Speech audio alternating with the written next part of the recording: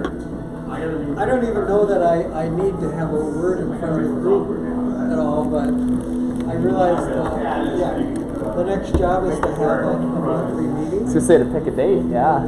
I tried to get you to do that last time. So, You're just gonna shrug that off? I did look back through all the old emails after I got back from Glacier.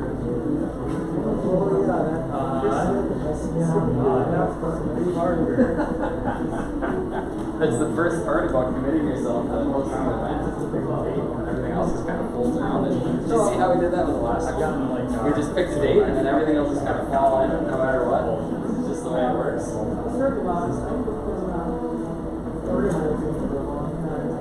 So, anyway, I generally have given some thought to it. Should I just choose a different time? Pick whatever day you want. Everything is It really makes no difference. The reason why are monthly meetings always the first Tuesday? You want to know why that is? It's a hackerspace tradition. It's one of the very few. There was a bunch of people trying to plan a meeting at a hackerspace a long time ago, and everybody had conflicts no matter what. Finally, somebody just stood up and said, "We're doing it on Tuesday." Because I don't care, it's a date, and that's when it's going to be. So it became, you just do everything on Tuesdays. It doesn't make any difference whether it's good for somebody, bad for somebody, or if somebody's got a long-lasting commitment on that date. It's too bad. Yes. There's always going to be something bad for somebody and something good for somebody else. So. You could choose a different date. Those two problematic. Anyway, I'm tempted to go with stick with the Tuesday. Yeah, I mean, at the end of the day, just pick something because it'll coalesce people. Your first one's always going to crapshoot too. It's once you start becoming consistent that you'll get a lot more people. That one's kind of obsolete. Not kind of disassembled. Friday, Saturday.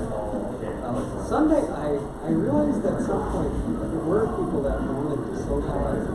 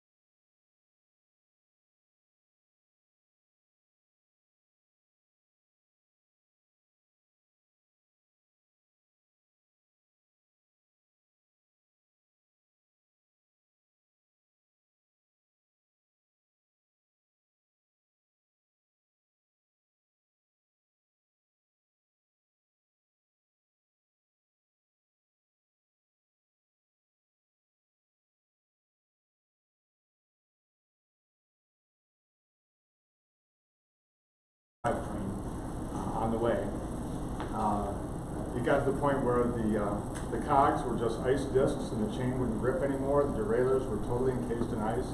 And so I thought it would be a good idea to make a bike transmission that's totally weatherproof. And so this is what I've come up with. There are a lot of other solutions like internal hub transmissions, planetary gear sets, or there's something called New Vinci that's got a continuously variable transmission. There's a pinion that goes in the bottom bracket. All of them weigh about 5 pounds and cost about $2,000 or more by the time you put them on your bike. Some of them you have to have the bikes built specifically for the transmission. I thought I would come up with something that used off-the-shelf parts, at least for all of the parts that would wear out. They have a lot of load on them. So I made this out of 2 cassettes turned opposite directions. It shifts the same way that you move the belts on a drill press. As this gets smaller, this gets bigger by the same amount, so the ratios change, but the chain length stays the same.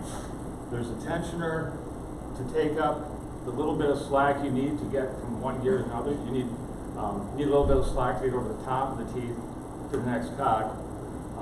But it's not nearly as long a cage as you have on a regular conventional derailleur. So this replaces the shifters, the derailleurs, the extra rings on the front crank. So you end up with a bike that has a single speed crank, a single speed rear hub, much simpler, and you just have this single shift lever that shifts all of the gears sequentially. There's no jockeying back and forth between the front and the rear. There's no cross shifting, shifting this and this in coordination. The chain always runs in parallel lines, so that gives you a little bit more efficiency. You can totally enclose this, which gives you a lot more efficiency. Because you've got 2 extra chains, it's about, you lose about 1% per gear mesh. So you have 4 meshes here, you lose about 4%, 96% efficient, where a regular transmission is 98. But it's always 96% efficient, where a regular transmission, once it gets dirty and worn, is a lot less than 96%. They can be as low as 80%. And then with weather, wear,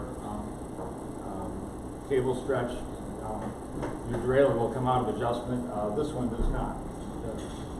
It's indexed, and the indexing is on the transmission itself, so you don't have to, you never have to fiddle with that adjustment. I will try and demonstrate this.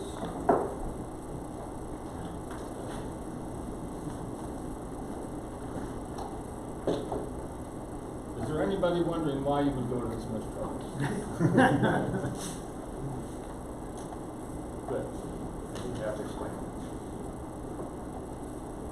So I'm just going to run the input with the drill motor, and you can see as it shifts, this cage is taking the chain from one side to the next.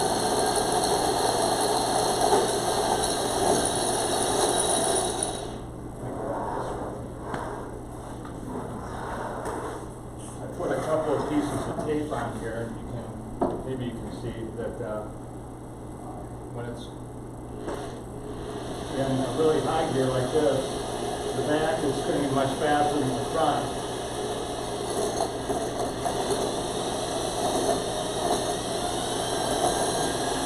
When it's in a really low gear, the front is spinning much faster than the back.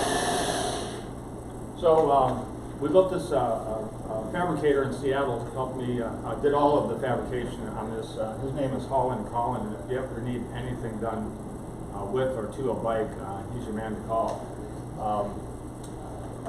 I miss him because I'm building a new prototype. In the 5 years since we built this, the things that are available to make a new prototype are a lot different. I'm able to use these instead of having to have shafts and extra gears and keyways. I'm able to just take an off-the-shelf bicycle hub. I'm going to cut it right here. I can stack all of the gears on here. There's a key that you have to line up. So I can I can stack whatever gears I need to.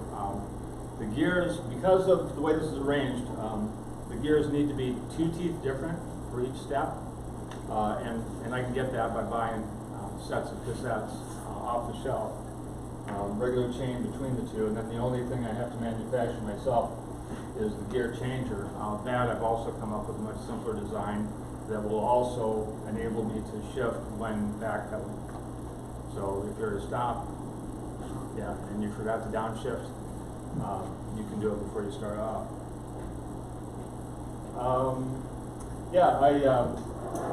After watching Marcus Schumann give a talk about a business accelerator that he enrolled in called MadWorks at Starting Block, American Family, I decided to apply, and I got into that, and that's what's got me really going on this. I've done more work today on this than I did in the last 5 years, just because I'm with a bunch of other people that are starting businesses and really excited about getting going too, really excited about seeing this succeed as well. If any of you have any kind of a business venture, it doesn't have to be a mechanical or software product. Somebody there is developing a social media product. If you apply, it's fairly easy to get in, and when you complete the 10-week program, about 20 hours a week commitment, you get $5,000 to do with whatever you want. So, any questions? Yes? Have you tried this on your own bike? Yes. Yeah. Did you use it now? In the rain, yeah. I had it on a bike. I brought it in when we were making the next prototype, and so I haven't had it back on a bike since then. And I don't really want to put this one back on a bike. The new one's going to be so much lighter and better. I want that, and that's what keeps me motivated to keep going. I am looking for fabrication assistance. I'm not much of a fabricator. My background's in aerodynamics and avionics and flight simulation software. So if there's anybody who thinks that sounds like a good trade, hit me up. Any other questions? Yes. Would it be possible to put one of those on the frame? So you wouldn't need the extra chain? Anything's possible. It works out that to do that and to get the right final drive ratio that you want, this cog has to be about 46 teeth. And I'm not sure there's enough room to do that. It's like difficult to enclose it if you use it? Yeah. Around the year 2000, downhill mountain bikers were all going in on this kind of stuff. They were bombing down ski runs at 60 miles an hour, and there was no way to keep the chain on except to enclose it. So they came up with a bunch of systems where they did that, and they had these big pizza box-sized crankcases to contain it. But they ended up being really heavy because in downhill racing, weight is a good thing, nowhere else. And they were very expensive because they were just one-offs for racing. Nobody has come up with something like this that can be built. I think this can be built in production to sell and weigh about the same as what it replaces. Where does it go on the bike? That's the other really nice thing. It can go anywhere. It's particularly nice on a bike where you've got long distance between the crank and the rear wheel, like on a recumbent, so you can put it in a straight line. But on a conventional bike, you would put it in the triangle, inside the triangle, so that the crank chain would come into this, and then the drive chain would come out to the rear wheel from here. Did you consider a drive shaft? I've seen some bikes try to do that. Yes, people who see drive shafts think they're a great idea. People who have ridden them think they're a horrible idea. They're extremely smooth, but they weigh a lot more than 5 pounds. Mark, do you expect this to be more retrofit, or is it going to be head start, or more? So that's one of the good things about this accelerator. Yesterday I got a grilling on where my first market was going to be, and what I decided overnight, actually about 1 o'clock today, was that I'm going to mount this on bikes and sell it as a complete bike. That way I don't have to worry about somebody else installing it and screwing it up. I've got complete control over the the installation process. I can make sure it's in good working order when it comes out the door. I intend to build these and sell them or loan them to friends to try out, so I can get good feedback right away. And also, bike industry is a little bit brutal in some ways. Once you have a product, it doesn't matter how good an idea it is. Once you have a product that's starting to make money, people will steal it. And there are people in countries with very poor patent protection, like our own. And so starting out with friends and family is kind of a way to help hold that process off. Yes? If this is mounted in the A portion of a standard bike, are you worried at all about chains getting in the way of the rider, or being? No. Are you worried with the safety of it? No, because so you have a single speed chain going into this, you have a single speed chain coming out, and you have a complete enclosure around this chain here, so everything can be enclosed. It will keep your pants clean, keep your dress from getting caught, whatever. That's one of the big advantages of it. Does that answer your question? I guess I understand how that part is fully enclosed, but it looks to me like you have just a raw chain coming to, a single speed chain coming to that and leaving it. Yeah, but you can cover a single speed chain. Okay. And that's what I intend to do. And this one will be a lot simpler because it'll be just this part of the hub in here, and so the whole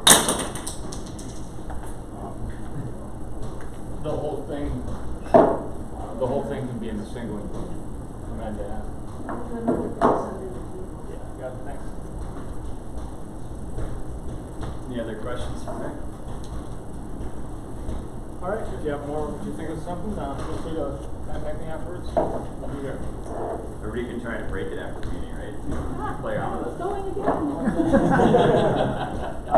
Please don't break it until I have another demo.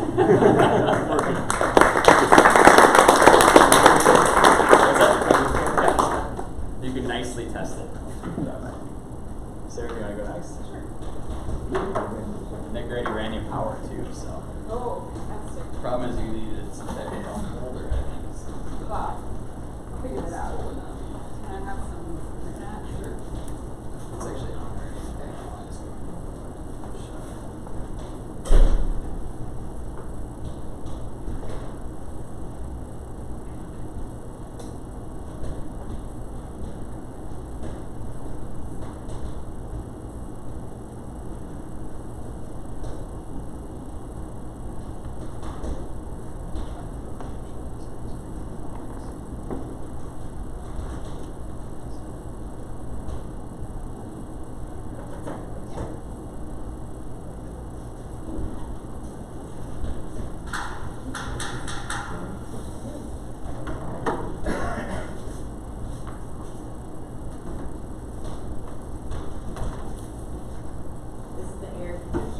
Yeah, if you're wondering what the flapping is, it's what's keeping the building cold, so we'll tolerate the flapping over the building being hot.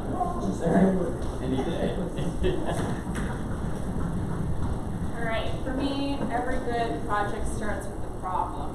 And the problem that I'd like to talk to you about today is the division of labor of household maintenance in a partner relationship.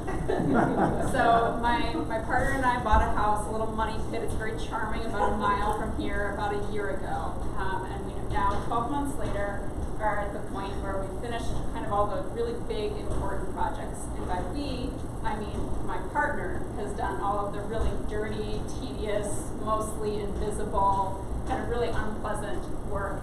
And I need to do something real quick that's highly visible and hopefully fun and easy that creates the illusion that I have done an equal contribution. So we have a couple things that I've picked out as projects for myself, and the one that I've been focusing on recently is that several of the overhead light fixtures when we moved in didn't have lampshades connected to them. They either didn't ever have them or the former owner of the house took them with them. So we had several light fixtures that just had bare bulbs in them in the hallways, and we've just been living with that for the last year. And I decided it would be fun to try to make my own lampshades. We're trying to do everything on a budget. I thought it would be fun to make my own lampshades for those overhead lamps And I'd also been wanting for a long time to learn how to use the laser cutter, so I thought this would be a good opportunity to take those two problems together. And so I wanted, our ceilings aren't very high. I wanted for our hallway lampshades for them to be pretty low profile but curved, as most overhead lampshades are typically. And I come from a science background. I come from being in geology, where we talk a lot about different kinds of symmetry. I really wanted them to have pentameral rotational symmetry because I thought that would just be really cool. And I wanted to make them out of wood, so I also wanted them to have some sort of cutout that would allow the light to pass through. And I was looking for some inspiration for what the cutout might be. And in looking around Madison, I noticed that there's this particular design element that gets used really frequently. It's a single stack of chevrons bisected by a vertical line. If you go anywhere on the bike paths or the bridges, you'll see the same kind of design element pop up. It's pretty similar to the airport logo as well. I think it's a little bit Frank Lloyd Wrighty is what they're going for. And I thought that that would work well in our house, which is almost 100 years old, so it has a lot of kind of really old-fashioned looking elements. And I thought this would bring a little bit of kind of gentle modernness into it without conflicting too much with that older style aesthetic. So I got out my protractor and started designing some petals for this 5-fold light lamp fixture that I wanted to make. I made a paper prototype first. I highly recommend doing that for anyone interested in any kind of like geometry-based project like this. It's a lot easier to do it with a cheap material first. So I made this. I went through a couple different styles of petals that I tried before I found the one that worked well. As you can see, I tried a lot of different places to put the holes to put the petals together. Depending on where you put the petals together, it makes the curve of the overhead lampshade either more curved or more gently curved. So that was part of my process. All the tools for prototyping are things that you probably have lying around already. Things like a knife, scissors, pencil. I had a hole punch. I did use a protractor, but you could probably get around that if you needed to. So I'll pass that around. And then I made a wooden prototype with some scrap wood that Jim had on hand and was willing to let me play around with. It was a kind of a cool wood that was really thin 3-ply plywood with all of the grains going in the same direction, so it had some bend to it. And we thought that might work pretty well for this lampshade design where the petals of the lampshade needed to be able to curve a little bit. So I made a prototype, which I can pass around as well. You can see I did a little bit more with trying to figure out where exactly those holes should be. Once you introduced the thickness of the wood into the equation, the paper prototype that I made didn't work with the wood, so I had to make some adjustments after I made that prototype as well. And then I also found that when I stuck that up on the light fixture, there was a lot of light that bled through it because the wood is so thin, and that was not an effect that I wanted. So I had to play around then with different kind of coatings for the back of the lampshade to be able to get it to block more light. So I ended up putting several coats of a flat matte paint on the back. So did you cut both of these with the laser cutter? I cut the paper one by hand. That one is cut with the laser cutter. And I also decided that I didn't want the leaves to just be open, because I thought that a softer kind of diffuse light would be more pleasant than really being able to see the light bulb through those. So I looked around for suggestions on the internet, and the most common suggestion when you're looking for a diffuser for things that are going to be near a heat source, like a light bulb, even if it's an LED light bulb, is to use styrene. So I ordered some styrene sheets. They happened to be adhesive, so I cut some linen to lay across that adhesive side. And then the adhesive is not enough to stick it to the wood itself, because the styrene actually comes most commonly in a cylinder because it's meant to be turned into a drum lampshade, and that the curve of that styrene is in the opposite direction of what it needs to be to stick to the petals. So I had to super glue it to the wood petals. So that part is not possible to disassemble. But you can see the final product here. I did put a stain on the wood as well, and I found some not very expensive little binding screws that look pretty finished on both sides that I like. So I'll show you what that one looks like lit up.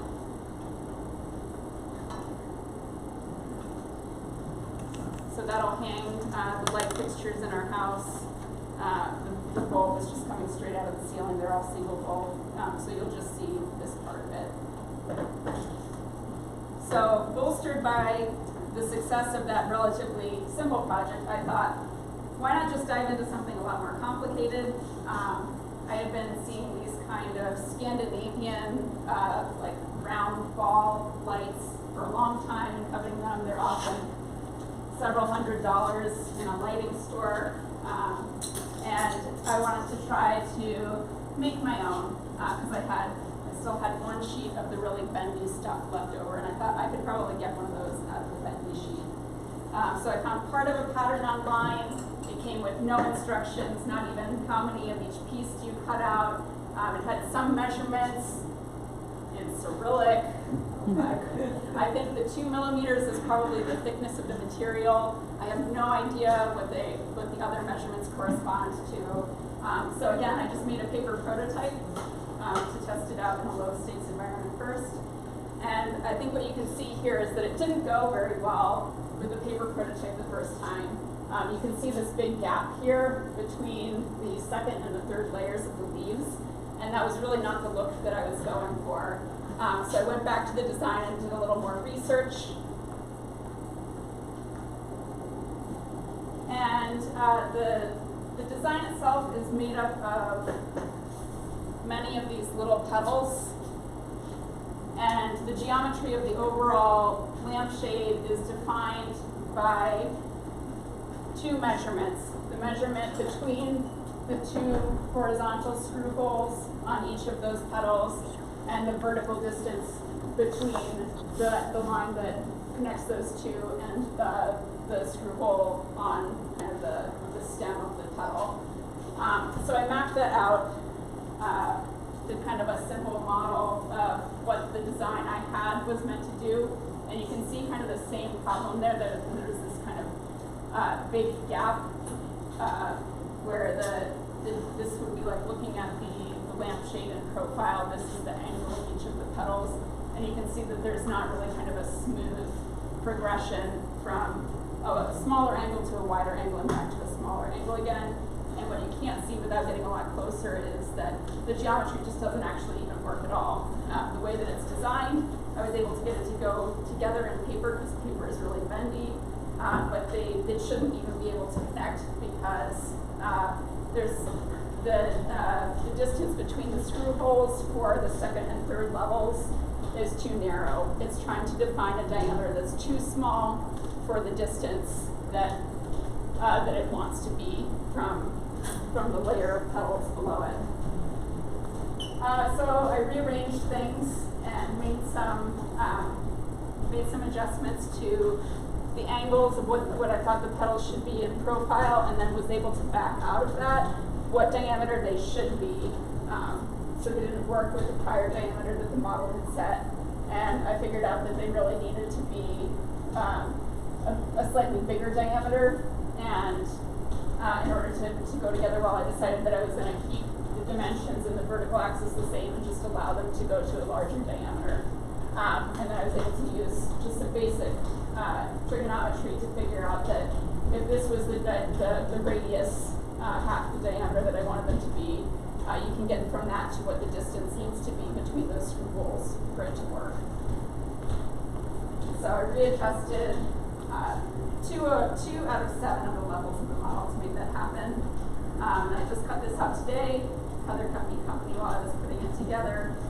And I am going to stain it. I'll take it apart again and stain it so it matches the other one. But I will just show you first what it looks like. So I'm pretty happy with how that turned out. And most importantly, this is going to be a thing that when people come into my house, they're going to be like, oh my gosh, that's so cool, who did that? And I can say me, and they're not going to notice all of the really important invisible work that actually keeps our house from falling down that my partner does. So it'll look like we're even. Thank you.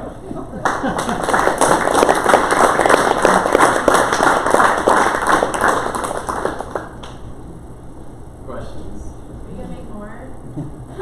I'm out of material. I only had 2 sheets, which was enough to make 3 of the low-profile lampshades and 1 of the large. I did talk to someone today who I think has more of the material, and he was going to check and maybe bring some by. But at the moment, I think having that little bit of flex in the material was really important for being able to get it together. And without having more of that, I think I wouldn't try to do it again. Yeah. Are these just one-of-a-kind creations, or are you planning to make more of them? Well, I made 3 of these because I had 3 spots for them in my house. And they were not difficult to make, and they were not expensive to make. So I would make more if I had the right material and if there was interest in it. I've had a couple friends that I've showed it to and said, oh, I want one in my house. So if the material comes to me in a way where I do not have to try too hard to get it, I'd be happy to make a few more for family and friends. Sounds like an AdWords accelerator.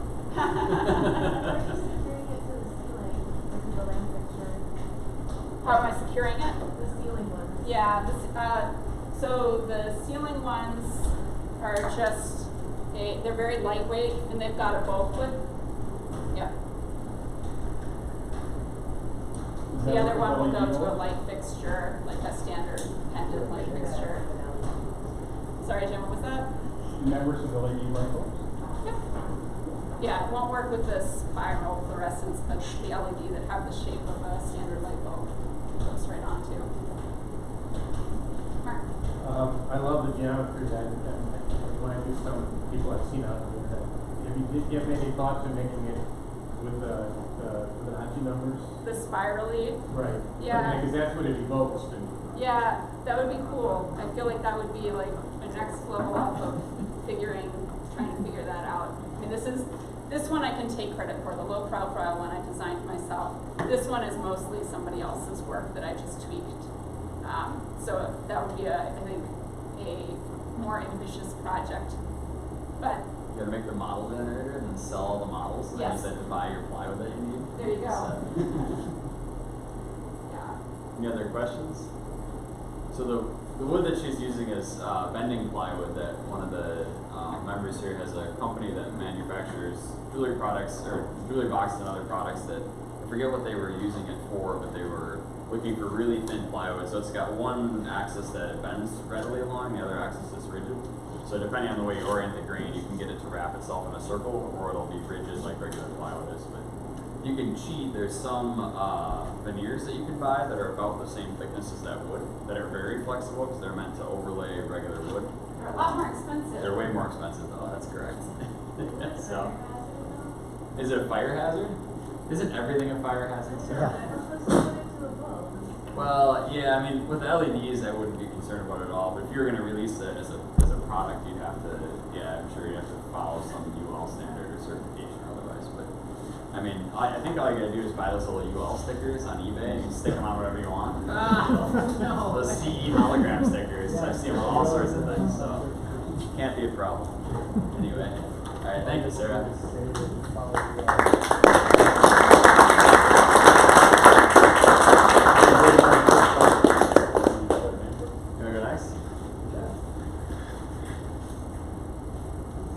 Got the short list of people who emailed me I can steal off of, and then after that, I have no idea. Do you want the computer at all? Or no? Well, if I might make some slides, but I can make it work for that. Perfect. Just gonna read it so it's not shiny in your face.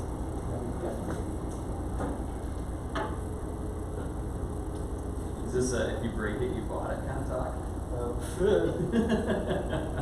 wish. I mean, that's the best plan ever with making glass. You just pass everything around and wait and see.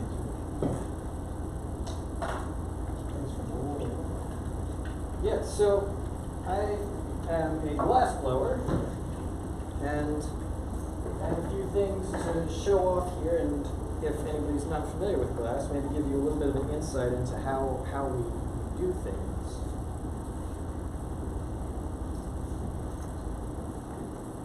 Okay, so, does anybody here have a background in glass? Anybody familiar with it? Amateur? Okay. So, most of what I do is called lamp working, which is standing at a workbench with a torch in front of you. You're heating up the glass, you're melting it, and you're moving it around. You're making sculptures, you're making whatever you need out of it, right? So, I'm going to start sending some of these around. And these would be the simplest.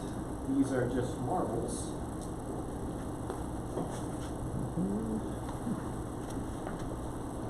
And so, everything I'm going to be showing you tonight is made out of either rods or tubes. That's all. Right? And so the marbles are made out of rods. All you need to do to make, let's try that again. All you need to do to make a marble is dead simple. You just take a rod, you heat it up, and the end of the rod will start to melt back. You'll get this really large gather of glass. So then you'll take a mold, which will just be a spherical mold, and you'll put the end of the rod in that mold, and you'll just spin it. You'll spin the rod, and that'll make this nice spherical marble. And that's really all there is to it. The blue one that's going around is just one piece of glass, right? Now you can do different things with it too. The ones that have that sort of twisting shape with the different colors in it, those are also made out of rods. The difference is, in these cases, what you do is you take two rods, you heat up the ends, and you stick them together. So now you've got two different colors stuck together at the center. Then you melt a large enough gather to get enough glass to make the size marble you want. And then you just pull off the rods. So now you've got a mass of glass of two different colors. You attach two more rods to it on the different side, and then you just twist it with the heated glass in the center. And that twisting is what gets that twisted shape, right? And so these marbles are probably, I'd say, 10 to 15 minutes of work. Like I said, they're dead simple, and anybody in here could absolutely do them in probably maybe an hour of learning how the glass works. So it's not hard at all. There's also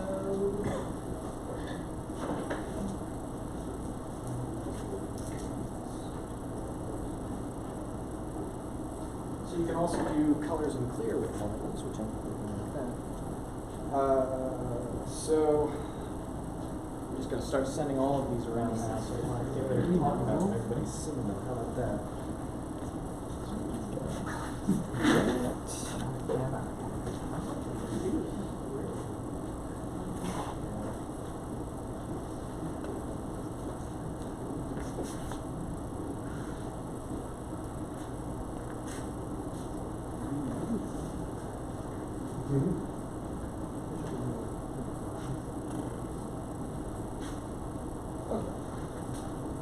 Now I can talk for a while and be moving around by the time I get to it.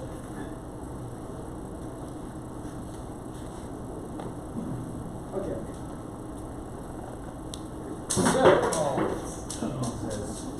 So, sounds like it's still in one piece, so it's all good. Okay. Sounded like one bouncing instead of several. Yeah, I don't need these back, by the way. So if you break it, it's no big deal. If you see a piece you really want, you Don't tell grab them it. that. Make them cry. Make them work for it. That's right, the guilt. It's a little more fragile. There's thousands of hours, at least. That's right.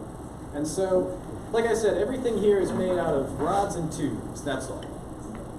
And so, after marbles, probably the next simplest thing would be solid sculptures like there's an implosion and a pumpkin sculpture going around, right? Those really aren't much different from marbles in that the way glass works, you generally speaking will start with some form of a sphere, right? It flows like water. Water wants to be spherical, minimize surface area and all that. So all it takes really is applying some sort of sculpture techniques to the sphere that you've got, right? And so in the case of, for example, that pumpkin, it's pretty obvious what you do, right? You let the glass heat up, and then you just use, say, I mean, any tool you really have access to. Generally speaking, graphite rods are the best to use, but you can use steel, you can use tungsten too. It really doesn't make too much of a difference. And you just draw the lines down the sides of that pumpkin, and you end up with the general shape, right? And then make that stem on the end. You just use a pair of forceps, you grab the top of that molten sphere, and you just pull it up and around, and the glass will just give you that nice little stem shape. Now, I've also sent around something, a project. I don't know how many people here are into tabletop games, Dungeons and Dragons, Pathfinder, Shadowrun. Okay.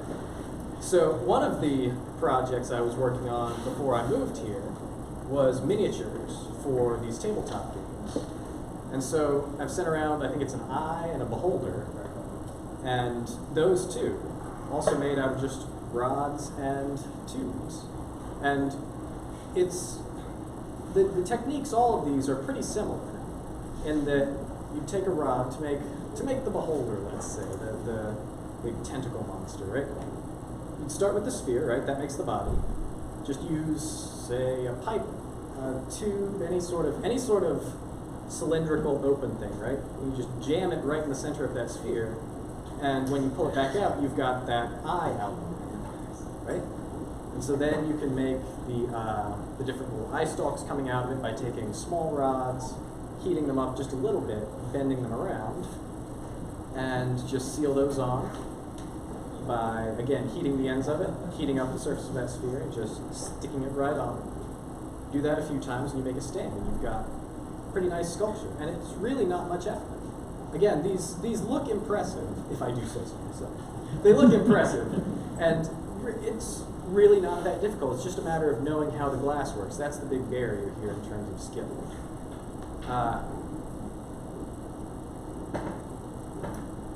So, if you're looking to get into glass blowing, probably the biggest barrier to starting would be equipment, in that you'll need fairly specific and, as a result, pretty expensive tools. You'll need a torch, and torches, the cheapest will probably be around $100. If you find a torch for glass blowing that's less than about $100, I would look very carefully at the quality of what you're getting, because it's probably not going to end well. You'll also need, the other thing that's really unique to glass blowing are what's called didymium glasses. And I have a pair here just to show you exactly what it's called.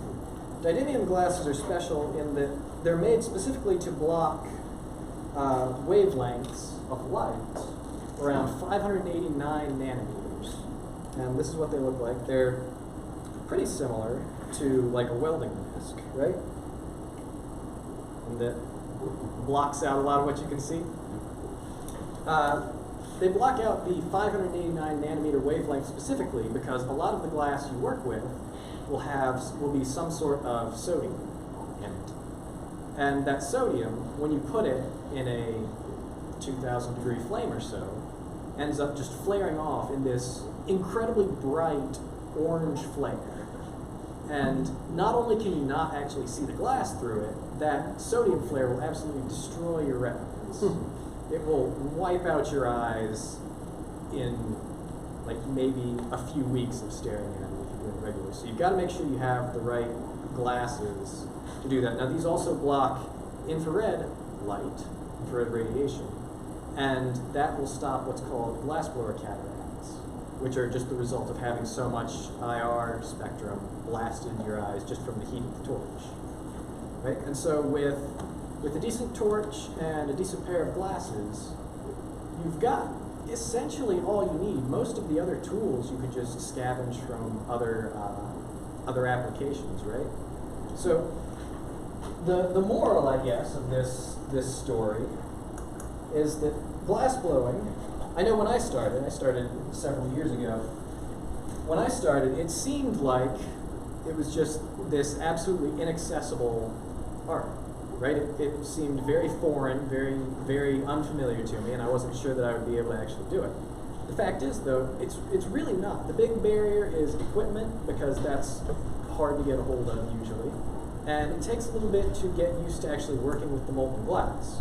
But once you've passed those barriers, it probably takes about 2 to 3 weeks, I'd say, of solid practice to get used to the material.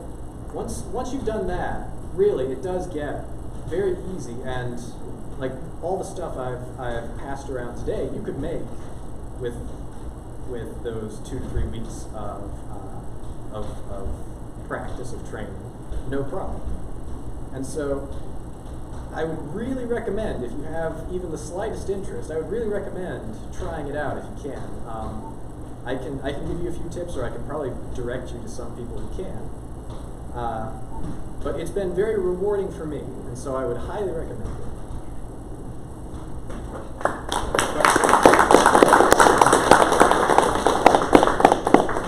Any questions at all? What are you burning your torch? Well, you can be kind of flexible with that. You can use, I've seen acetylene used. Generally what I've used was propane, but you can also use natural gas. You don't have to be too specific about what you're using. You need to get past the softening point of the glass. So a minimum of about 800 degrees Celsius, but beyond that, it's kind of up to you. You don't want to get it too hot, because then you risk actually boiling the glass, and that'll ruin whatever you're making. You're not Vulcan? Sorry? You're not Vulcan? You have a question? Yeah. Somewhere in the past, maybe in your museum, I've seen really large objects like, what if you wanted to make like the size of a bowling ball instead of a little marble? I'm glad you asked. So, the reason I do lamp working, the reason I generally do really small pieces, is because once you've finished working the glass, it has to cool down, right? And you get that thermal stress going through it. And so the larger your pieces get, the more likely they are to crack once you cool it down. So to prevent this, you can just anneal your pieces after you're done working with them. So to anneal a piece of glass, you'd put it in a kiln, where the kiln is substantially above the temperature at which the thermal stress will start to accumulate in the glass, but lower than the actual softening point of the glass.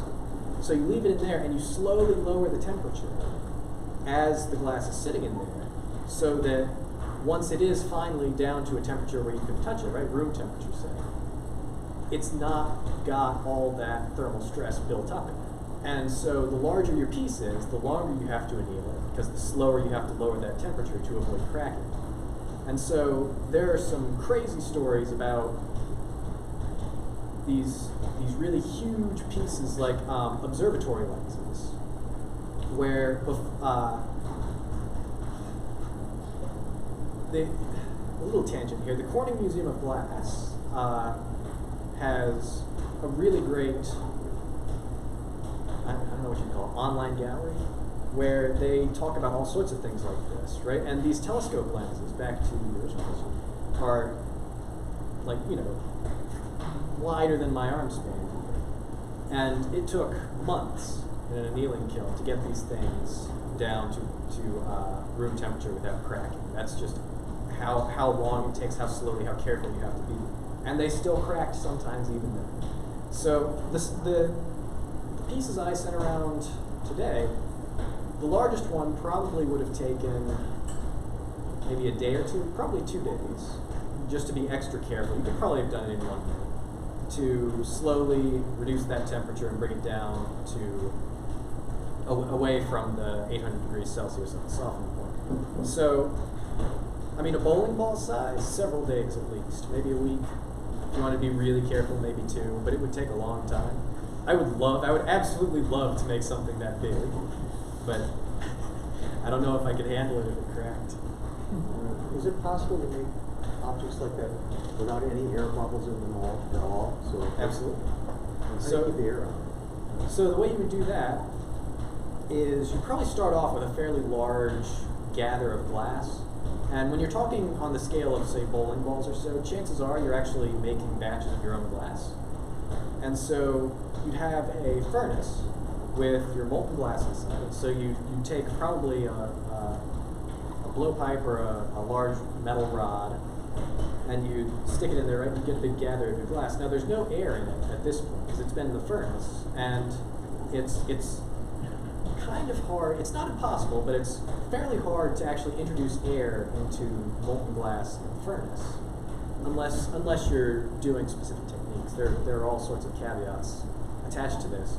But the molten glass is viscous enough that unless you're manipulating it quite a bit, it's hard to introduce air into it. And so then when you take that gather out of the furnace, again, unless you're working it in a specific way, unless you're introducing lots of very sharp angles and indentations into it, it's like some air bubbles may end up in it, but by and large it will be mostly glass. And then if you do have any air bubbles in it, there are a few ways you can actually take those out. You can use a pair of forceps, and if these bubbles are close to the surface, you can just take the forceps and pinch the bubbles out of that glass. If they're closer to the center, you're kind of out of luck, because I mean you can't reach in there and grab it out. And bad thing about that too is the air, right? If there is air bubbles in it, that makes the piece exponentially more likely to crack, because the air, of course, expands differently with heat than the glass does, and so you're introducing that much more stress into the material. And if it's closer to the center, you're putting more stress on it, so you just gotta stick it in the kiln for a while and pray. That's your best recourse, really. Yes? Being a member of the glass industry, just out of curiosity, have you ever heard of any 3D printing glass? We have talked about this so much. So much. It's such an incredibly cool topic to consider, because if you think about it, right? Glass and plastic, when you get down to the molecular level, they're almost the same thing, in that they're both amorphous solids, so they can be crystalline, semi-crystalline, but they're both usually amorphous. And when you heat them up, right, they can both be manipulated in almost the same way. And so if you could get a 3D printer such that it could heat up and extrude that molten glass, you could definitely make a structure. Now the problem comes in when you think about all those really small layers being sealed on top of each other, because glass is a lot more brittle than plastic, and that's where the real problem comes in, because glass likes to crack around areas where you've sealed it together.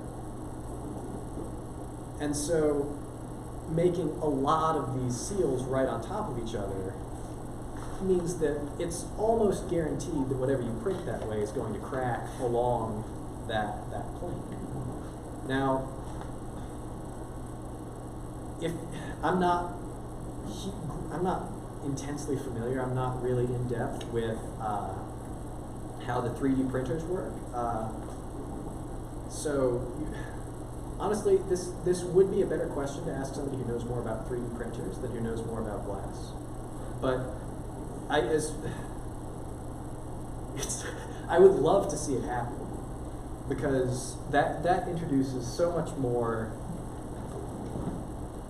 variation into what you could make out of glass, right? You wouldn't have to worry. You wouldn't be restricted by say what voids you could introduce into the material just by blowing into it or by poking a tool into it to introduce that shape, right? You could just immediately print it out, and that's something that I don't think we can do. We don't have any way of doing right now. It would just be absolutely amazing to see what people could come up with. Can we speak briefly after? Sorry? Can we speak briefly after? Oh, absolutely. I'll stay around here if anybody has any questions after this too.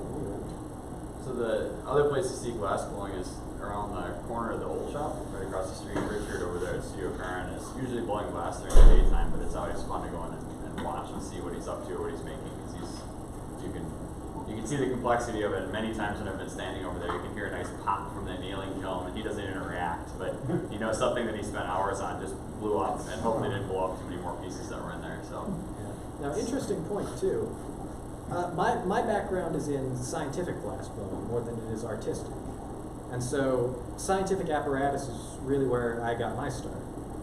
Somebody like Richard, who does artistic, the glass types used are different, the techniques you use are going to be a little bit different, and so he will have a completely different take on this than me. And so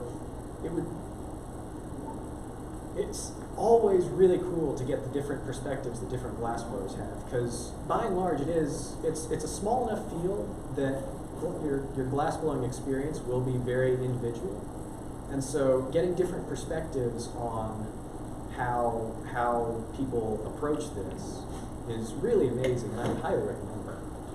All right, thanks very much.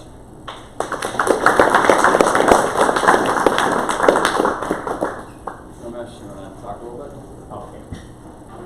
Put you on the spot. Thank you. It's okay.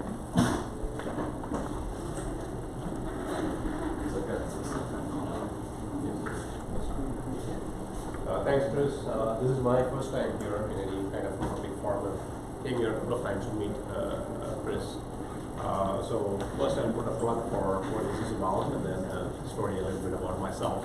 I'm a biochemist by training, purified enzymes, and eventually those enzymes have been used in genome applications to sequence DNA. And so one such thing happens to be the consequence of sequencing DNA becomes that your genome now is digitized. And so we all know what happens once everything becomes digitized, as it happened in the music industry. And so this particular workshop, so I'm not a programmer or coder, so I taught a little bit myself in Python language to understand a little bit what happens how you digitize DNA and what are the consequences of it. So this particular workshop will introduce someone who has no background in biology or programming to what one can use using available reagents that you can engineer a bacterial cell that is not normally resistant to an antibiotic to become resistant to an antibiotic. So it is engineering a bacterial genome using available tools. So that's the experiment part. I'm thinking of doing a hands-on wet lab experiment, 4 hours on the first day. And then after you do the experiment, you let the bacteria incubate to see the results. Now, hopefully, if the experiment works, you will see antibiotic resistance bacteria coming up in certain conditions.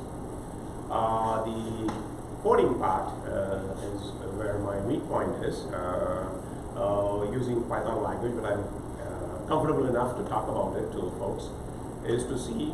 So basically the way it works is that you are locating in the genome of this bacteria the specific location, which is basically searching for a specific pattern, string searching, and in that you are inserting an extraneous material. And so this is all the excitement that is currently in biology area using this enzyme called as CRISPR-Cas that has been heavily used to edit all kinds of cells for good purposes and for some controversial purposes in addition to those good purposes. Everything comes in the package.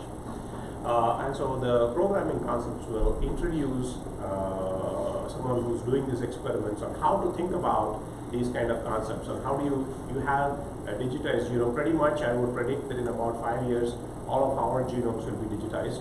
There is a publicly funded project by National Institute of Cell Health that you can send your sample to get your genome sequenced for free. And so pretty much the whole thing is going to be along those lines. So once that happens, how are we going to learn and educate ourselves? So you'll pretty much know in 5 years what are your risk of getting this disease and that disease and stuff like that, and all those things, elements involved, understanding, looking for patterns in the DNA, looking for some patterns, and these kind of experiments will help prepare, at least from a student point of view, and appreciate some of these tools that are going on. So that's about the workshop. So I'll stop here, and if you have any questions, please. I'll give you the hard sell. So he's using this as a prototype or a test just to kind of pilot it, and the idea of using it later on for training for people. So his objective here is to break even offering a class to the community and see if the class works well and see if the community finds interest in it. And so I've agreed basically to make sure this class is full. So I am pushing hard to you all to think about whether you can help me reach the goal of making sure that he can find 8 people to take his course on CRISPR, which I think is going to be something you're going to see more and more and more this is kind of where 3D printing was about 10 years ago, where people were like, oh, 3D printing is really interesting, and then the hobbyists were all going, this is really badass, we can do some cool stuff. And then the news caught on about 3 years after that, and went, this is really, oh my god, guns, and that was about the end of it. But I don't know, at some point there'll be the oh my god guns with this, but I think we've got about 3 to 5 years before that's coming. But right now this is just a novel, really, really interesting, appealing way of doing really powerful, really scary stuff. And the DIY folks are catching on to doing stuff that they're doing self-experimentation with this, trying to see what happens.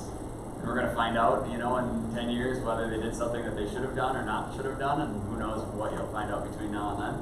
But at any rate, this is an early opportunity to kind of see what this is, where it's going, and why it's important, and to see really the long-term opportunities, because this is just one gene editing tool. There are many people working on many gene editing tools, and this was just an early hit that some people got really lucky and it works really well for doing certain things. So anyway, that's my 2 seconds. But does anybody have questions for him? What's the time commitment? So 2 days. The first day is July 15, 4 hours. Then we have 2 day gap, and then July 18th is another 4 hours. So total 8 hours span for 2 days. So an 8-hour class for $40. It's a really damn good deal if you're even remotely interested. This is up on the website too. You can see it's got the information on there. Try to make it really clear. There's 2 classes at the bottom for people that don't like to read. I guarantee some people will show up the first one and go, oh my god, there's another class in 2 days, 3 days, okay. But yeah, please take a look at it. Other questions? Are people familiar with what this is? Because that might be a good point to backpedal a little bit. Might be good to backpedal a little bit. What's CRISPR do at a very basic level? Yeah. So if you have something where you need to replace cut and paste on this place, right? You know, in a microscopic level, you know how to do it. So CRISPR achieves the same thing in a microscopic level. So you have a book that has a number of alphabets, and you want to specifically go to a chapter and a specific location and remove a few sentences and incorporate new sentences. You have tools to do that. Basically, once you digitize this, you can do that. CRISPR achieves you that kind of a precision where you can go into a genome and remove, add, delete, subtract, anything in there. So in your class, once we did that, we're gonna actually manually do whatever it is that we have to do. See, I know nothing. That's right. And at the end, how are we gonna know if we're successful? That's right. So we start with a non-pathogenic bacteria that will not grow in presence of antibiotic. And so if you're successful, you're inserting the resistant to that, and so you will start seeing growth of those bugs growing in presence of the antibiotic. So we're growing super bugs? Yeah, right. Yeah, these are already there everywhere, right? So these are not something new that we are engineering. We probably harbor them. It's just stronger, friendly bacteria. That's not a big deal. Do you guys understand the implication of this now? You literally go in the genome of a random bacteria. You can put it in the presence of this solution, essentially. It's going to come in, snip the genome, insert antibacterial resistance into this bacteria. The next generation of bacteria, when it splits, will then become antibiotic resistant. And you can test this by putting some antibiotics in the petri dish with the bacteria. And if they all die, if you fail, you're out of the class.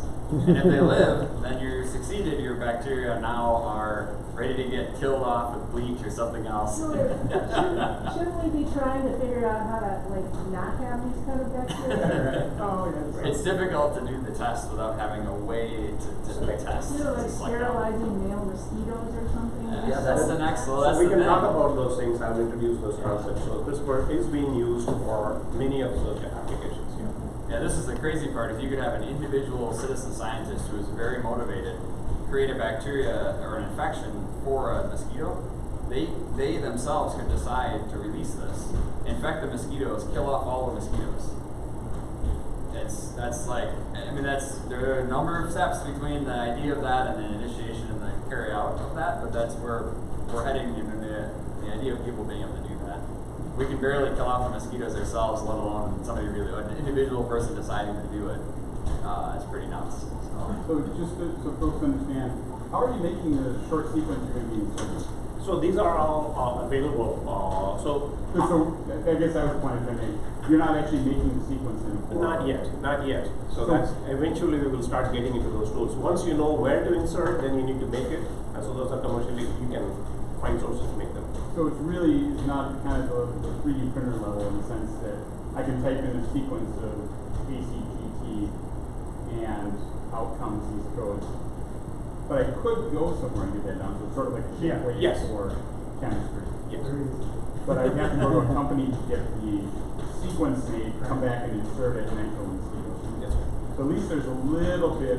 Now, how long before the machine that prints out those sequences for me is something I can buy like a 3D printer? $500 on swap if you get lucky. What? Well, no, it's the first folks to think about, right? I mean, so it was sort of like 3D printers a number of years ago were a $50,000 to $100,000 machine that no hobbyist had in their living room, and now they're a $200 to $250 machine. So probably in 3 to 5 years, those kind of tools will be available where you program it and it comes out, how comes the system. Then it gets really good. Yeah. Any other questions? Yep, Mark. I'm just curious how quickly this is. Both of my kids are getting by. One has a biochem degree and the other one is in that program, so I'm trying to keep up. I can't. But how quickly is this getting cheaper? So an example of Moore's law, every 6 months something, now you get twice as much on the chip. Is this getting cheaper faster? That's correct. So the actual concept of digitizing any genome has become extremely accessible and it's very cheap. You just send your sample and you get back, right? Once you have that assembled, then you have these tools to look where you want to make a change, and you send the sequence off to many, many companies, and 2 days later you get the DNA that he was asking about. Then you have them. So is it continuing? Is it going to continue to get cheaper faster, or is it still decreasing that? It is continuing to get cheaper. The ability to make DNA, to synthesize DNA is not continuing to get cheaper as fast, but the ability to sequence DNA and obtain the information is becoming extremely cheap. Now, even the synthesis numbers, incredibly. That's right, yeah. But you need to have some knowledge to know what they are, how to order them. And they even like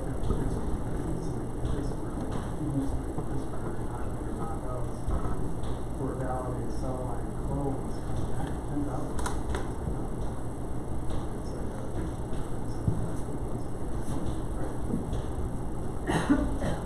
Basically, you can get a custom thing for about 10 grand. Wait 5 years and it'll be a tenth of that, I would guess. Yeah, 5 years. So there are DIY PCR machines and all kinds of stuff. This is coming whether anyone likes it or not, and what people do with it is what the interesting part of it is.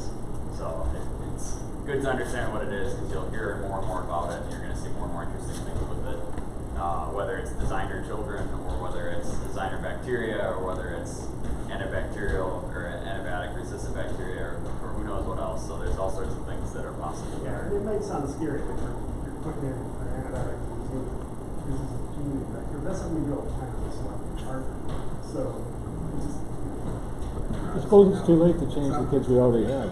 Yeah, it might, well, I don't know, it might be too late. A way you can think of it is effectively, say I'm trying to insert some useful gene, and I want to make sure my technique for inserting that gene is unreliable. It only works stochastically some % of the time, and I want to make sure that I can get rid of all the cells that weren't properly edited.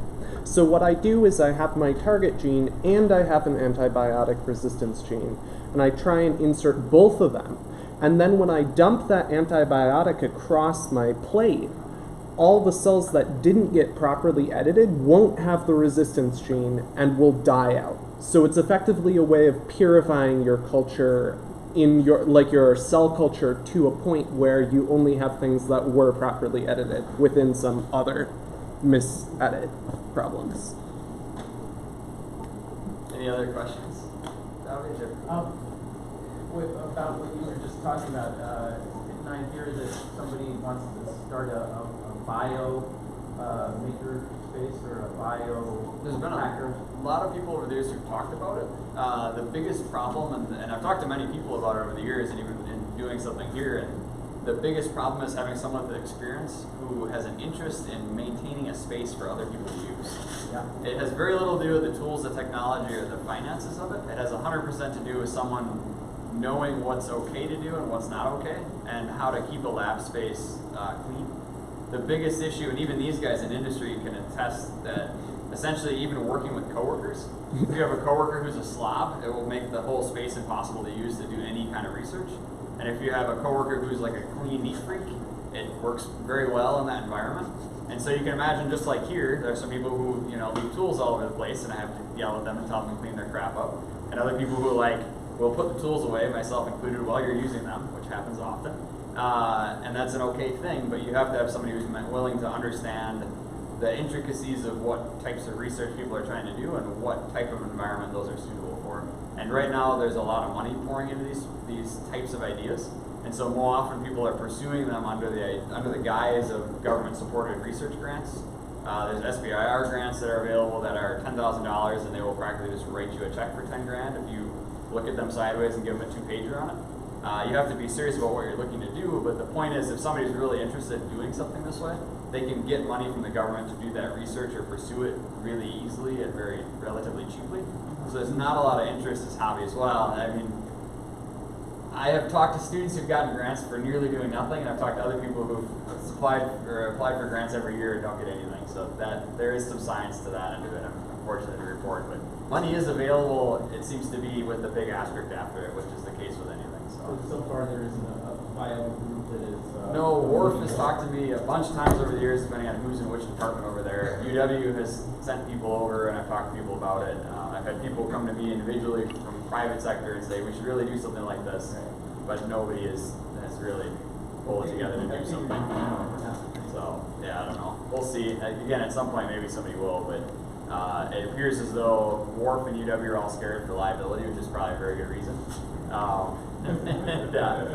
And the other thing is the concern with some of the intellectual property around it. There's a lot of money revolving around a lot of these. So there's a lot of concern with doing research or work in a shared environment and having somebody try to claim ownership over it. Because there is some mystical ends of the thing working or not working, and so somebody could claim ownership over some part of the process having been around it. So you're not starting it up here then? It's complicated. I have no idea. Nobody's bugged me about it in the last year or so. But who knows? Show up at the class, do some cool stuff, find out that you like it, and go from there.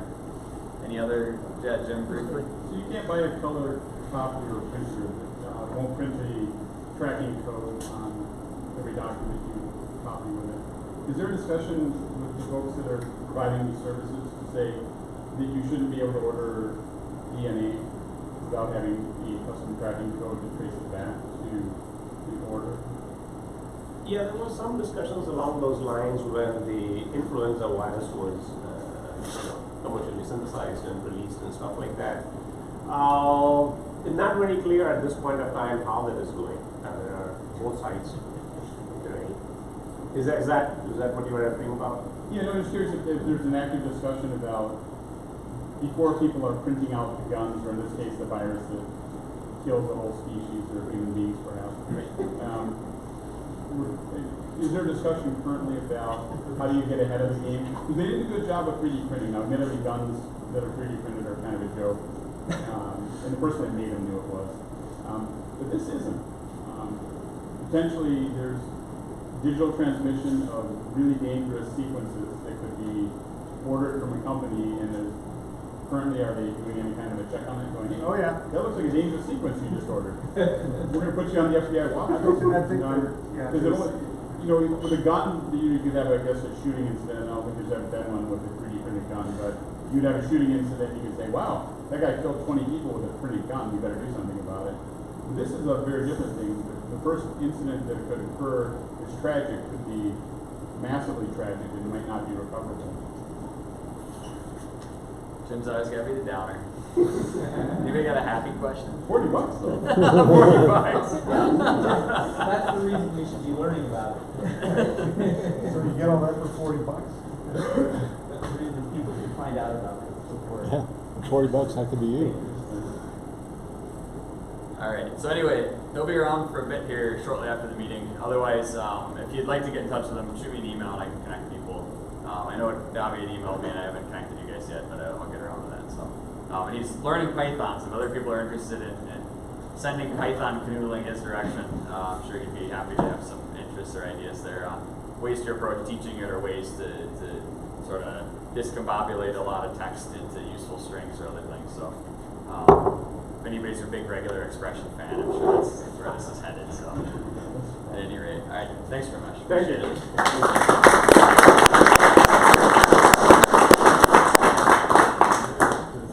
I think Aaron's the last person, is that right? A follow-up to my previous one.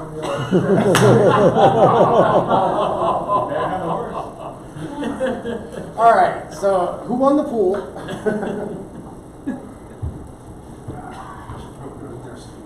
Yeah, perfect.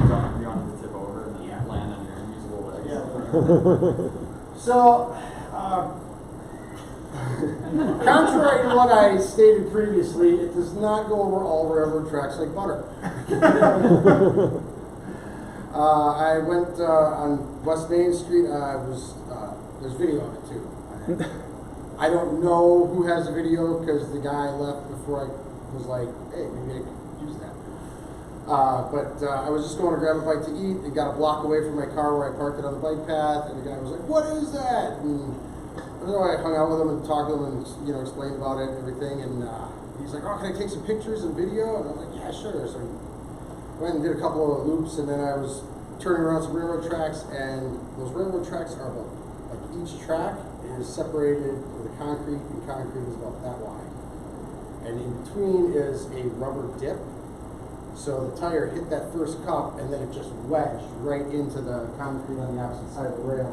And there's still rocks stuck in front of the board from that.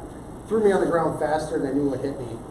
And then my elbow had a claw coming out of it. So, not physically out of it, it was all internal, but it just looked really bad. So, yeah. I still love it though. I'm not selling it.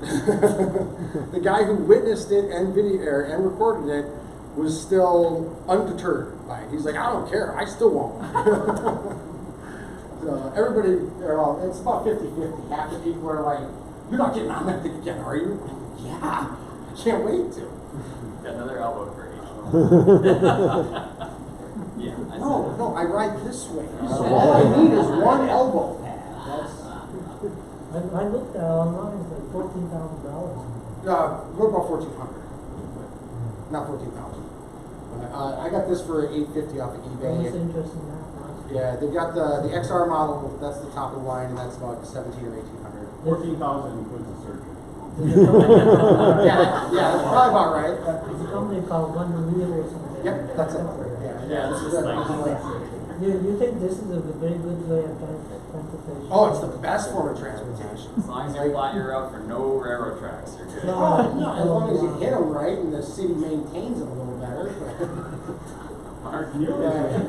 Yeah, like I mean, I can go from I live like a mile or two that way, and I can get all the way downtown and tour around for anywhere from 2 to 4 to 5 hours on a single charge and get back. So yeah, it's fun. It's ridiculous fun. Yes, Mark. Kind of a multi-part question. One would, there's probably not a great database of people injured in those. I haven't checked out the Reddit thread, but when they came out with the XR model, there was a immediate following joke after that of a thread popping up on Reddit. XR, X-ray. So everybody was posting up all their X-rays from injuries on the XR. And there's some bad ones, like the more common injuries are, wrists, elbows, and collarbones. I guess the question would be, this one has broken collarbones. If you were properly padded, would it have prevented said injury? And I asked the emergency room that. Well, let's take one question at a time. I only got one arm here. I asked the emergency room people, if I was wearing an elbow pad at that time, would it have mattered? And they couldn't say for sure because I hit the ground so fast. I've fallen off it plenty of times, taken a few nosedives. One of them was even at like 19 miles an hour, and survived. But, as long as I can, you have that fraction of a second to react and roll through it, as long as you're not trying to brace for it and shatter something on it. You know, you can usually roll it out pretty easy. But this one, it threw me to the ground, like before I had any reaction at all to it that was even happening. And I believe what happened was it had kind of like a trebuchet effect, where when I was riding like this, when it dropped like that, my arms swung up and had that extra impact force to, you know, tickle the funny bone. Next question? This last question, will you ride, when you get back on it, and I'm assuming from your conversation that you will. You haven't even gotten on it since I got injured. Will you be more fastidious about it? Because you did ride with pads very often, and I don't ride, I mean, I'm not. Oh yeah, I had knee pads and a helmet. Right. Like I've never ridden without a helmet hardly. But will you stay padded all the time the next time? He hasn't got the hospital bill yet, so he's not motivated yet. Give him time. Make a shield. Well, my plan is to just do a full winter soldier arm out of like EVA foam after this. So either that or cable. So I got two good costume options even with the injury. Would the pickle Rick outfit have helped him? No, that'd be even worse, man. My arms stick out. That pickle rolls, man. Would have made the video funnier. Yeah, but you still don't have the video. Chris is You could have gotten probably front one of the best page on options Reddit of finding with that. because the guy was familiar with Sector. So I'm hoping that someday someone will show up here and be like, yeah, I watched the guy break his arm on that. I think Chris is going to go, aha! Send it to me immediately. But yeah, I'm definitely wearing elbow pads all the time. Any other questions? Aaron, get one more here. What's the top speed and how do you turn it? Turn it, you can lean. I mean, it's just like there's different. So it's like a Segway? It's like a Segway fucked a skateboard and had the coolest child ever. The best part about the one-wheel ramp, this is the top of the line. There's like 2 or 3 Chinese knockoffs that don't even come close to the R&D that they put into making this as awesome as they possibly could. It syncs up with a smartphone app that you can customize or use preset carving settings. So it literally like controls all the adjustment from the side play to how squishy and aggressive it is and carve and everything. So you steer with your phone? Is that what I'm hearing?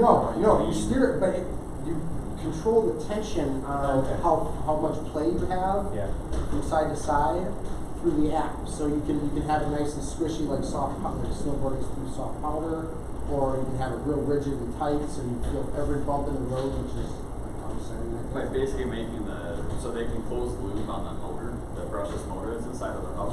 They can make it so that the motor will very tightly control how pitched it is, or they can make it so it doesn't respond until it's way out of balance. The processors they put in there are handling like 14,000 signals a second.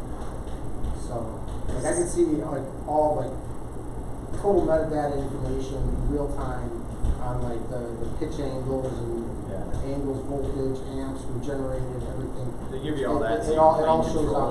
So what happens if that software crashes while you're riding it?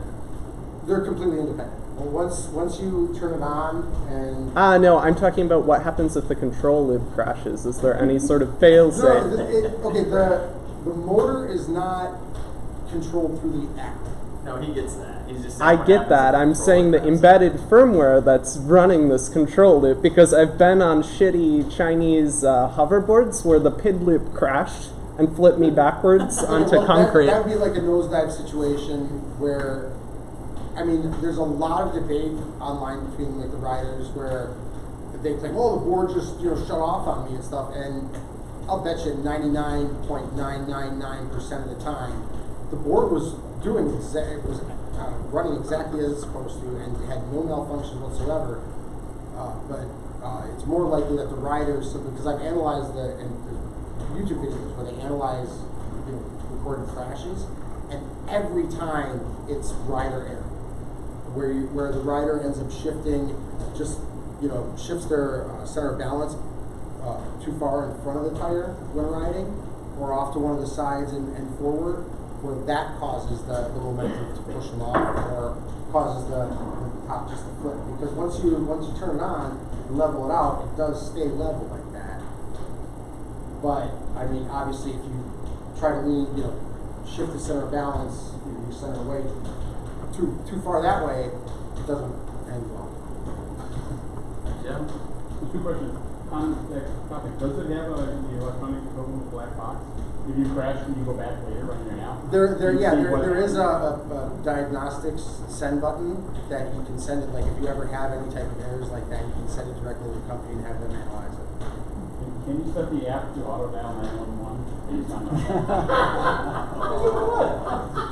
You can do it based on just the accelerometers in your phone. You know the answer. You just wanted to say it out loud. I wanted to have they put in the app. Because that seems like actually a good app, right? If you slam it to the ground and then you're not moving, your phone is not moving, there's only two possibilities, right? You either drop your phone. Well, the company's fully aware that this thing has shattered probably, I'd probably say a few hundred, if not thousand phones. Probably. Good class action, probably. Well, it's all user error, Mark, your last half. Yeah, I'm just kind of curious because, boy, you get people that really like something this much. Is there a community? Hey, we still let him on the forklift. Is there a community of people that are like, okay, I just do this on grass with like mega pads? I mean, is that a thing? Or are there all that's how you wanted me to train. Well, I know that's what I'm asking, but is there a community of people like that are I just do this on grass in an open field, whatever else, where it mitigates whether it's for training or just because those will run on grass. Well, that's what it's individuals. It's up to your own responsibility. I mean, there's of all the longboarders that you see downtown, there's only one guy that I've seen and my roommate's seen driving around downtown delivering stuff, where every time he's out, he is full head to toe, covered with full body armor in every sense and way possible. And he's the only one that pads himself up like that to go and ride when it goes downtown, which I wouldn't think of riding a longboard like that, especially with the hills and one-ways and just idiots downtown in traffic. It's something without brakes, without being fully capped. Maybe some team sport. Team sport? That'd be fun. Soccer game or something. I think it'd make the ultimate frisbee pretty interesting. I just said I could keep up with it. So, I have a serious question, but it might be very ridiculous. Could you make this work if you were seated on it? Like, could you make like a pod that sat on top of this and you could steer it from sitting inside? There's videos of, I think this guy was from Europe or something, but I guess as long as because there's 3 sensors that have to be have constant pressure activated in order for the motor to engage. So if you can put a clamp or just a heavier weight on this side, and then a foot on each side of this, there are people that have done videos where they're actually pretending to drive it like an invisible car across, like a desert surface, and they're just. It's hilarious, but yeah, I haven't tried that yet. I've seen videos of people that have put lawn chairs on them and tried. I've never seen one that ended well.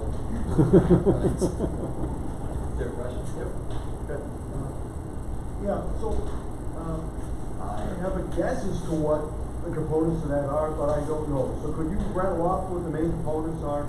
And then following up on your point from just a moment ago, I don't see one wheel as particularly attractive to my part.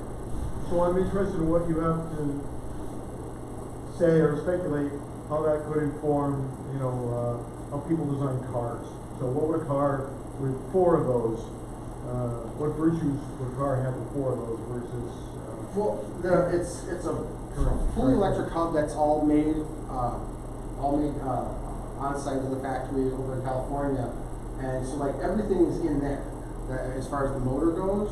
Okay. And then all the electrical components are up front on this side of the board, and the battery pack is back in the end of it. It's got lights on the front and back, and then the pressure sensors to engage the motors. There's one on the back, and and then one on each side of the front. So you step on the back, and then put your foot on the front, and then you just hop up, and then it levels itself out automatically, just like a Segway. And then it's just lean and go. So, like, it's So that's completely just an electric motor finding level? Was there a gyroscope in there, or more than one? There's going to be a full yeah, stabilization. there's multiple, Yeah, there'll be it keeps detailed control, the pitch, yaw, and roll. Yeah, they're going to be doing like full Kalman filtering. If you've done motion control, it's probably a full IMU because you wouldn't be able to stabilize it otherwise. It's like what's in a quadcopter, helicopter, or any other kind of self-balancing device where it's got to pay attention to the accelerometers and gyroscopes and all axes. If they're smart, they have duplicates and they're doing co-processing and all of it. I doubt they are. If you want to on the edge, it's probably open source for you.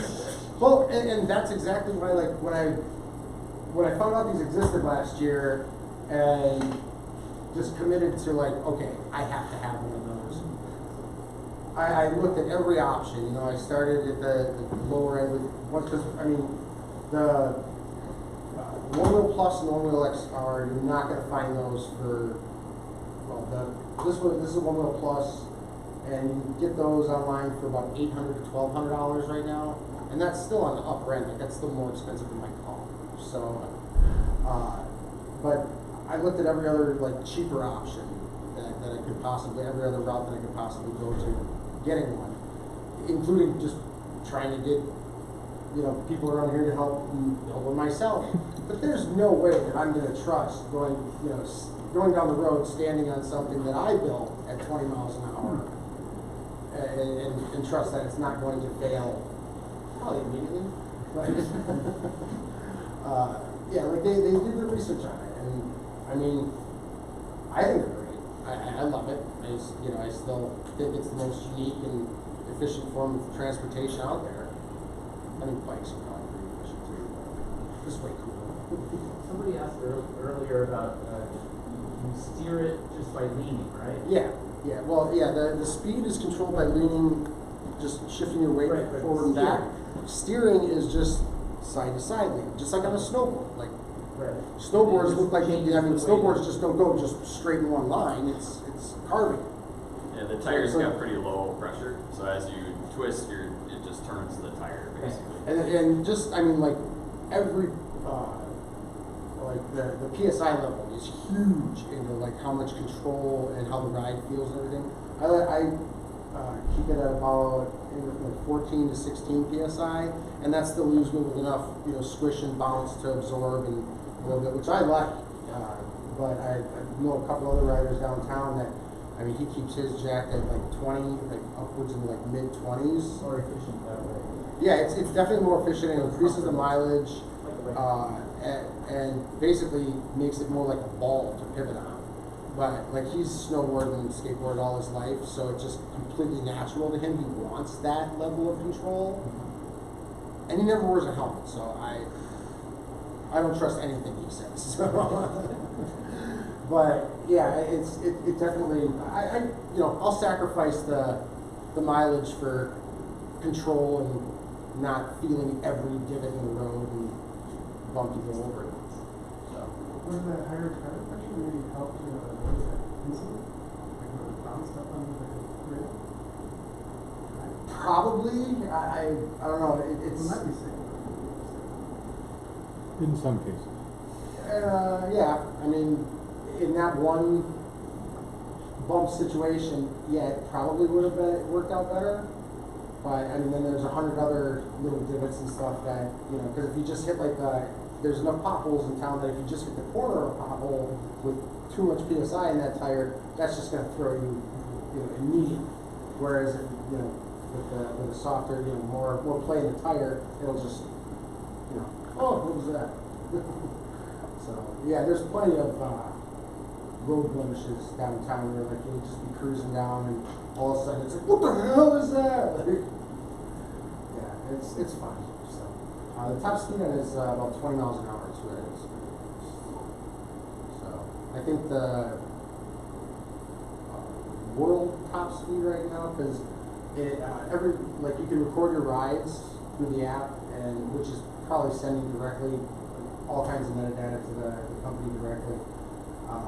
But there's the leaderboards are all shown on the app too. I think the top speed is, someone's gotten up to like 28 or 30 around on one of the models.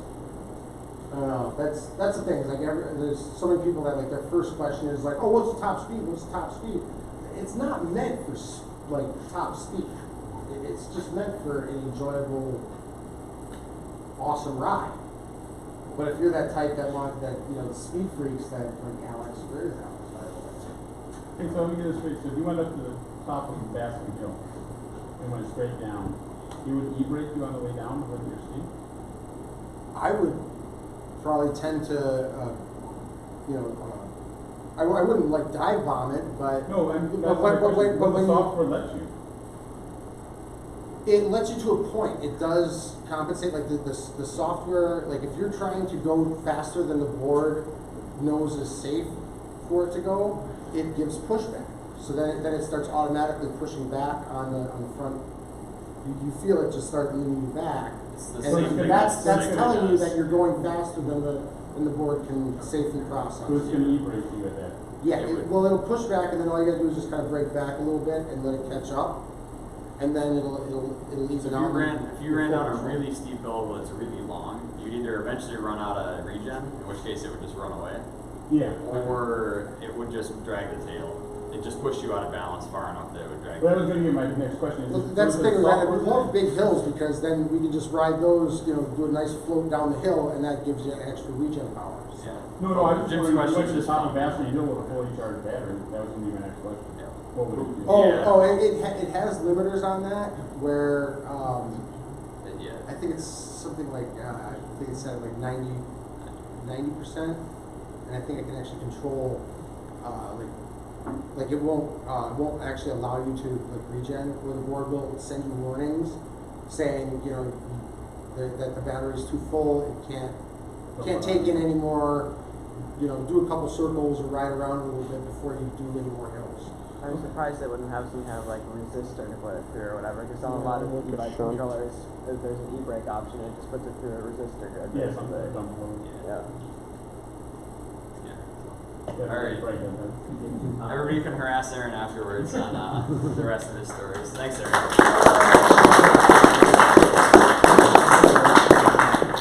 Quick follow-up, I don't have insurance.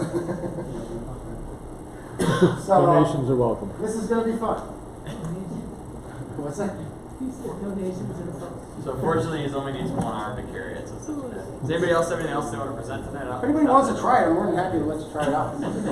Away from the building. I'm not insured either. So we can go around. You can say who you are or what you're interested in or otherwise, and then after that, you're welcome to stick around or see what. They come stock with a racing slick on them. Aaron, hang on. Casey, go first. Hey, sorry, came in late, guys. It's stuff to do. Working on POS stuff, computer stuff, cloud stuff, scale stuff, winder stuff, 3D printer stuff. I don't know, working on a lot of things right now. Nate's working on some solar stuff. We're doing all kinds of stuff. That's all I got. I'm Brandon. I'm just here to see if we can have ideas or find out how to keep turn on the problem. Like this. I kind of like it. Again, let's see it.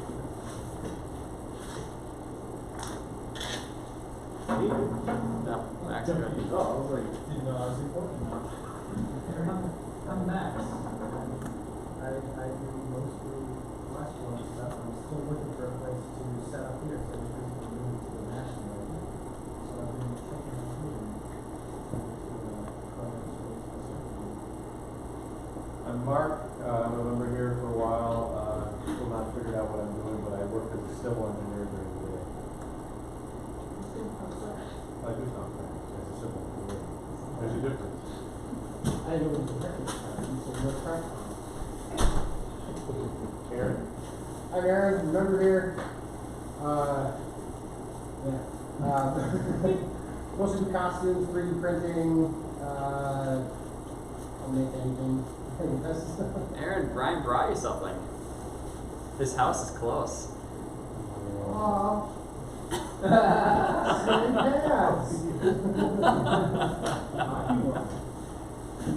Hockey gear, nice.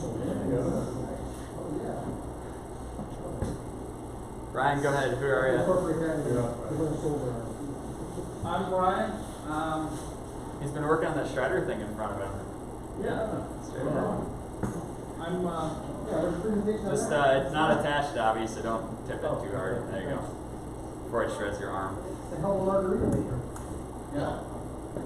I'm a systems engineer and unpaid labor. I get taken advantage of around here a lot. You need to find a good contract? Yeah, wait for the first paycheck. No. I live only 150 yards up the street, and had the bad judgment to come down here and see what's going on.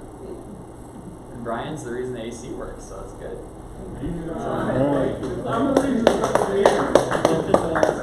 About their work. Wait, so you complain enough that Chris actually turned it on? No. Chuck, go ahead. I'm Chuck. I am retired electrical engineer.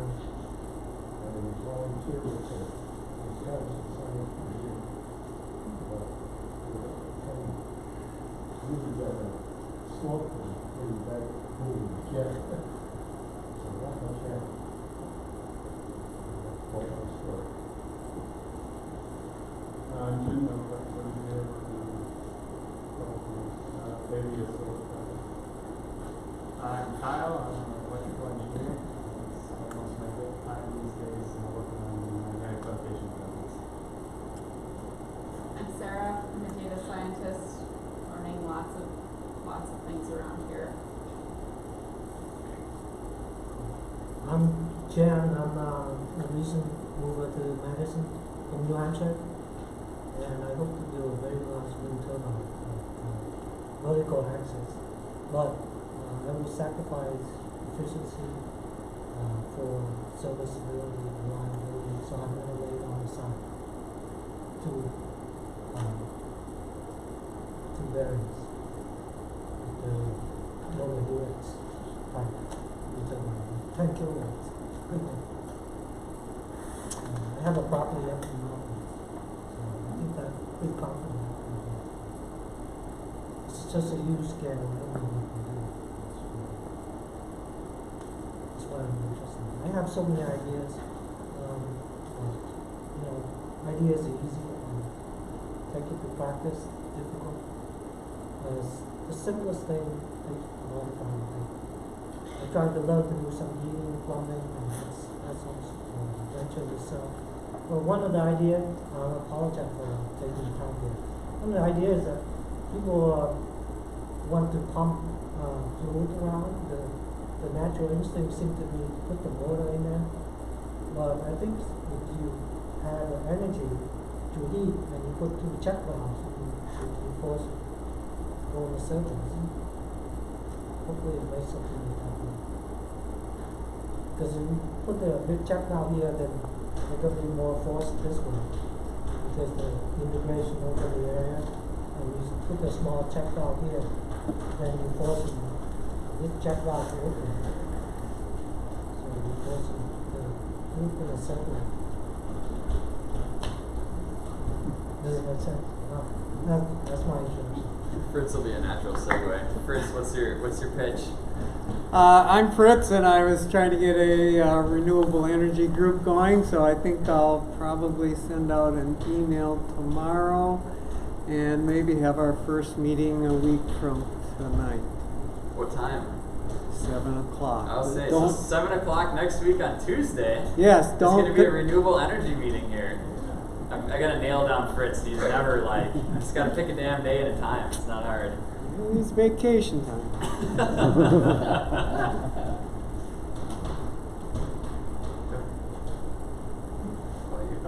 I'm Dave. I'm a chauffeur for two enthusiasts of this space for the last 6+ years. Hello. Greg, first time I'm just being in self-assembling structures and kinetic sculpture. My name's Mike. I'm with a tech startup in Stoughton called Virtual Foundry. We use FDM 3D printers, just like the ones by the bathroom, to 3D print metal. I'm Bob.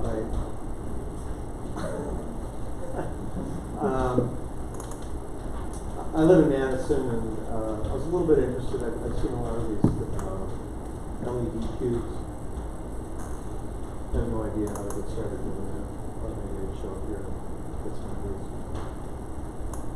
My name's Nick. I've been a member here since about November. My background's in aerospace engineering, aerodynamics, flight test, wind tunnel test. More recently working in solar and transportation bicyclists. A project I came across recently, I met somebody at the Energy Fair who is doing, working with high school students testing wind turbine designs, windmill, utility scale windmill, on a small scale, like 2-foot size models, and he wants to build a transportable wind tunnel. So if anybody knows more about that than me and would be interested in helping him work on that, I can help put you in touch with him. I'm Bernard. I'm a member here. I joined quite a while ago. Haven't been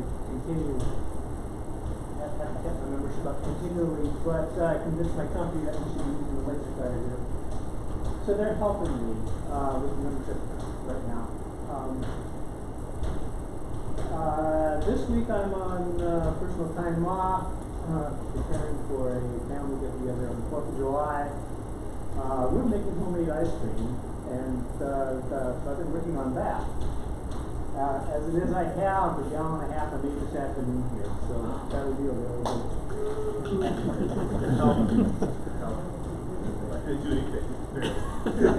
I got him water when he needed water. That's it. That's I'm Alex. I'm a member here. I've been working on a number of electric vehicle projects recently. I'm Kian. I'm not a member here, but I have been here a while ago. Not in this space, but yeah, I'm interested in electric vehicles, renewable energies, and machines. I'm Liam. Alec and I have both been members here for a while, and I am an electrical and computer engineering student that I'm actually starting full-time this fall at the UW. So I'm going to actually have more and less time to be around here. The logistics will be better, but the time constraints will be worse.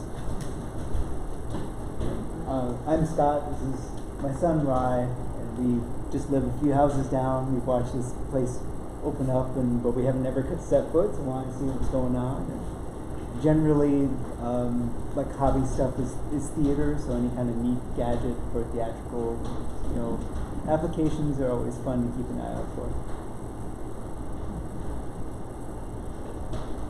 My name is Youngdae Shor. I'm insane physicist. Did anybody notice certification, trigonometric multiplication is actually wrong?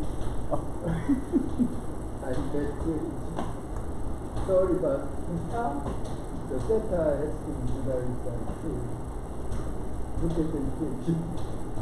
We can talk after, but I don't think you're right.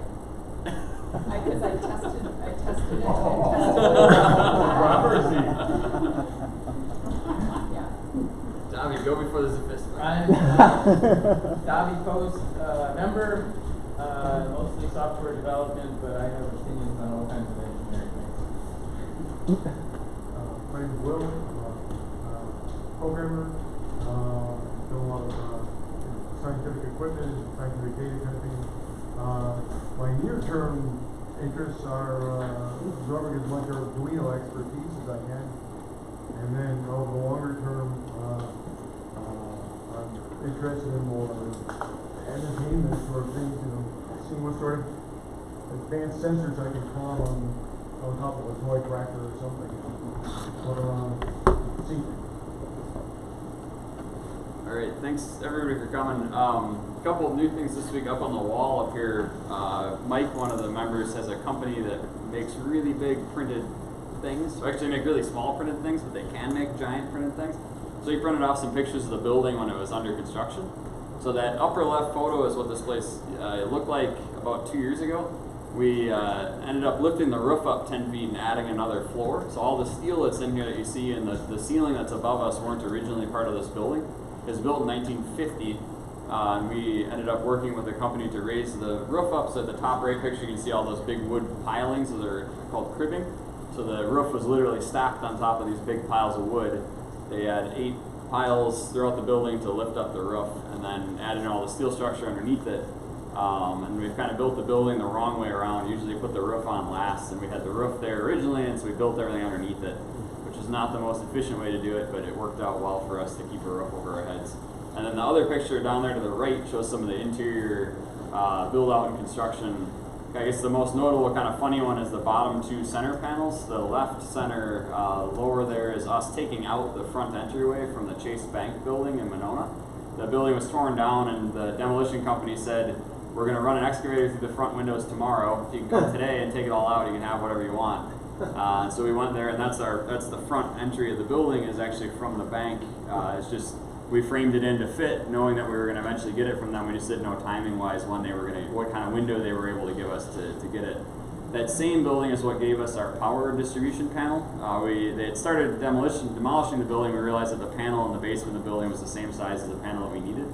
And so it saved us probably $20,000 or $30,000 to go tear this panel out and drag it out of the basement, which was no fun to do when the building was half torn down. But the demolition company said, you guys can go take whatever you want, but we've already started taking it apart. And so we showed up, and it looked like a tornado came through and ripped half the building down. And so we were able to get the parts out of it that we needed. So this building is a conglomeration of a whole bunch of buildings kind of smashed together that we've been able to come across parts from. And the upper right one on that same frame is this prior, a winter ago, not this winter, but a winter prior, we had to dig a 130-foot long trench through the building to get the plumbing trench put in. So we had to dig through the existing concrete floor, which is about 18 inches below us, depending on where you're sitting, and then dig down 4 feet to be able to run the plumbing per pitch all the way up to the east side of the building, all the way to the west side of the building to get enough grade on it. So it's been a minor undertaking to build this place, but we've learned a lot along the way and would never recommend anyone pursue the same path. So at least there's some learning there. So anyway, thanks everybody for coming. If you haven't been here before, you want a quick show around, I'm happy to show you around. Just come up near the front here. And otherwise, like I said, if you want to talk to Nick about his crazy bicycle drive or argue geometry with Sarah or whatever else piques your fancy, feel free to stick around and talk to folks and go from there. So thanks everybody.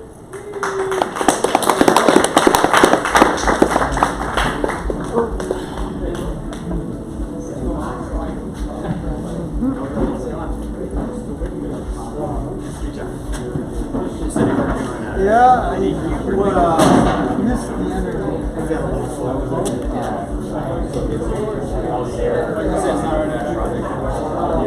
What's the first Tuesday?